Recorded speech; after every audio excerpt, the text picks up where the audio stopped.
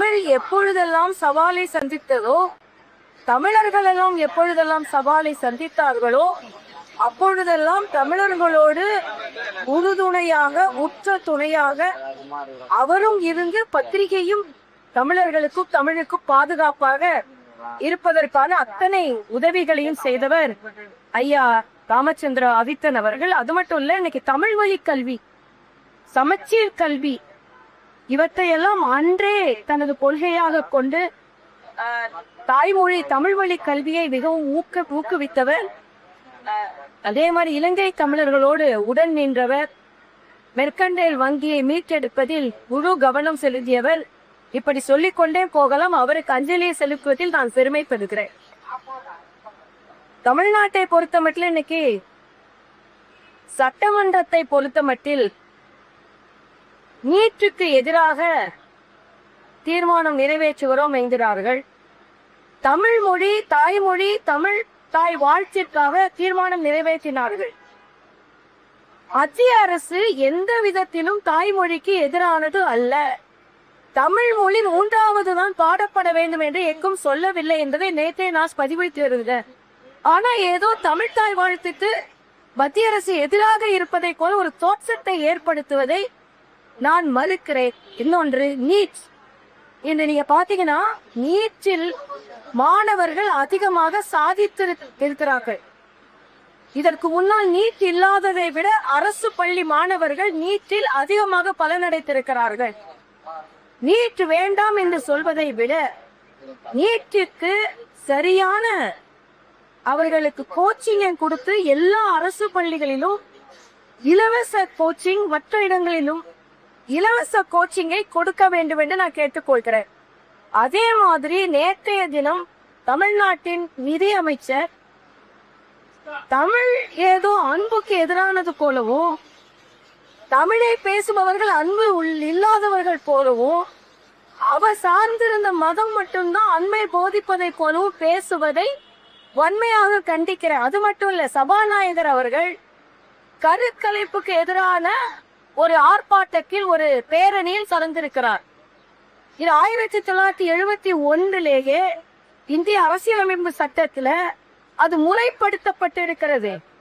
அதனால ஒரு தவறான ஒரு முன்னுதாரணத்தை கொண்டு, அதுவும் ஒரு மத அமைப்போடு சேர்ந்து சபாநாயகர் இந்த நிகழ்வில் கலந்து கொண்டதை வன்மையாக கண்டிக்கிறோம்.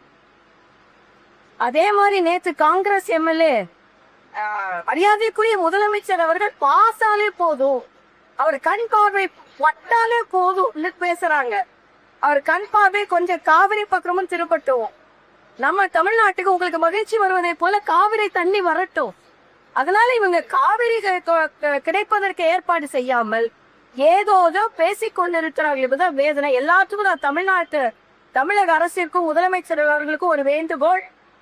நவோதயா பள்ளிகள், இது உச்ச நீதிமன்றத்துல தமிழ்நாடு அரசு நவோதயா பள்ளிகள் வேண்டாம் என்று தாக்கல் செய்கிறார்கள். தயவு செய்து கிராமப்புற மாணவர்கள் இன்று நீட்டிலையும் சரி, ஜேஇஇ, கலெக்டர், ஐபிஎஸ் போன்ற பரீட்சைகள் எல்லாம் நவோதயா பள்ளிகள் பாமர மக்களின் குழந்தைகள் அதிகமாக பலன் பெறுகிறார்கள்.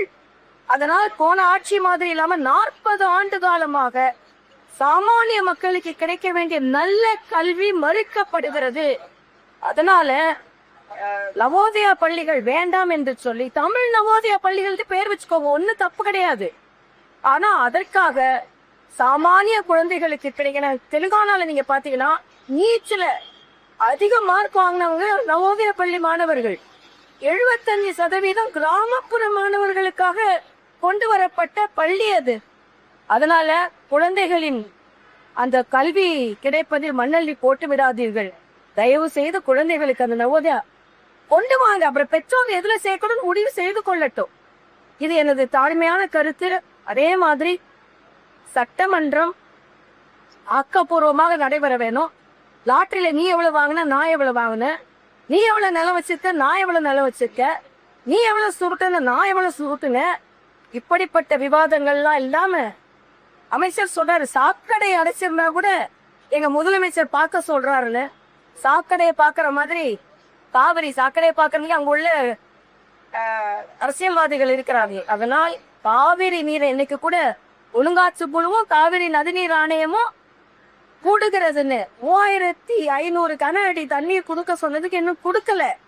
இங்கேயும் காங்கிரஸ் தான், அங்கேயும் காங்கிரஸ் தான்.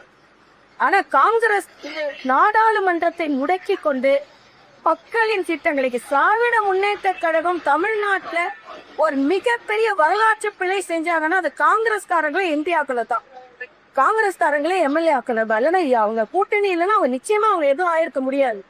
ஆனா இன்னைக்கு எல்லாம் நாட்டிற்கு எதிராக நடந்து கொண்டிருக்கிறார்கள். அதனால் இன்று நாட்டு மக்களுக்கு நல்லதை செய்ய வேண்டும் என்று நான் கேட்டேன். அனைத்து கட்சி எம்பிக்கள் எம்பிக்கள் கூட்டம் நடந்துதா? எம்பிக்கள் இருந்தாங்க.